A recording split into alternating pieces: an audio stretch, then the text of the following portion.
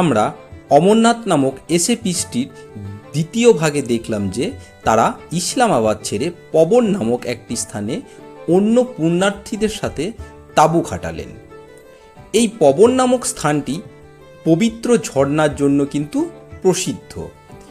এই স্থানে তেনারা অর্থাৎ ওই পবন নামক স্থানে একাদশী পালনের জন্য একদিনের জন্য তারা কিন্তু বিরতি রাখলেন, তাদের যাত্রাপথের বিরতি রাখলেন।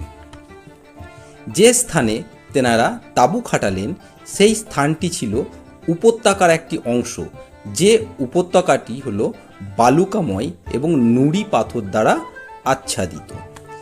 এই স্থানের পারিপার্শ্বিক দৃশ্য এমনই যা না দেখে মুগ্ধ না হয়ে থাকা যায় না।